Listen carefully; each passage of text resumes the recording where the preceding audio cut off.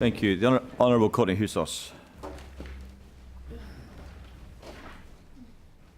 Thank you, Mr Deputy President, and I rise to make a brief contribution on the National Redress Scheme for Institutional Child Sexual Abuse Commonwealth Powers Bill 2018.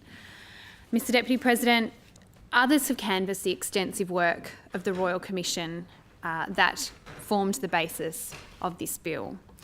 This Royal Commission that was established by a federal Labor government but continued under successive governments outlined the scale of child sexual abuse that had occurred in institutions over a long period throughout our history. And to be frank, Mr Deputy President, it is horrifying. These were institutions that were charged with keeping our children safe. And in this debate, I think it's important to note that some of those institutions were state-run, that we in this place play a role in ensuring that these victims receive the redress that they are entitled to. Mr Deputy President, this bill establishes a statutory scheme of redress for victims of child sexual abuse.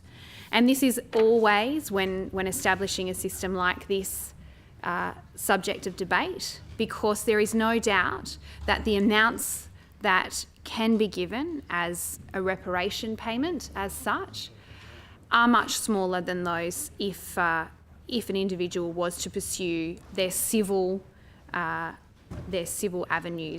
for seeking redress. But Mr Deputy President, this was something that we and other members of this chamber grappled with when discussing the committee, the inquiry into reparations for the stolen generations, and that is that civil proceedings are not an appropriate place for deeply damaged, deeply traumatised people to be pursuing their need for reparations.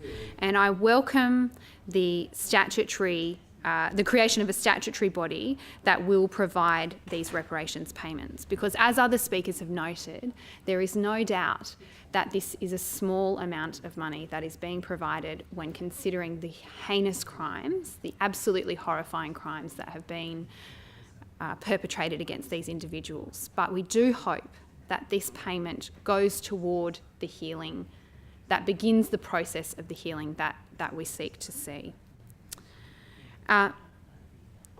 When speaking of amounts, though, Mr Deputy President, it would be remiss of me not to note that the Royal Commission recommended a cap of $200,000, and this bill does only seek to award a maximum amount of $150,000.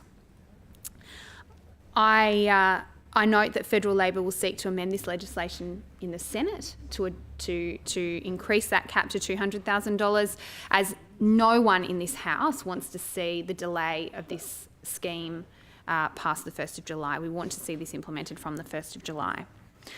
I do just also wish to, and noting that we have no desire to delay that implementation, the other thing that I would just also like to place on the record is that the scheme that is set up now means that the amount of compensation to victims will now be determined, due to our current New South Wales victims of crime system, that the amount of compensations to victims will now be determined by whether their perpetrator was in an institution or not.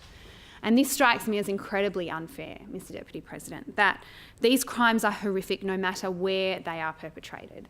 And whilst institutions have are charged with keeping our children safe, that the victims suffer the consequences irrespective of where this occurs. And I do think that this is something that we will seek to remedy in the future. Mr Deputy President, as I said, my comments will be brief. This bill seeks to begin the redress of some of our more shameful history, a history that was uncovered by the forensic work of the Royal Commission.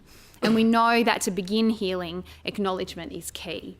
May the healing begin with the passing of this bill. I commend it to the House. Further speakers?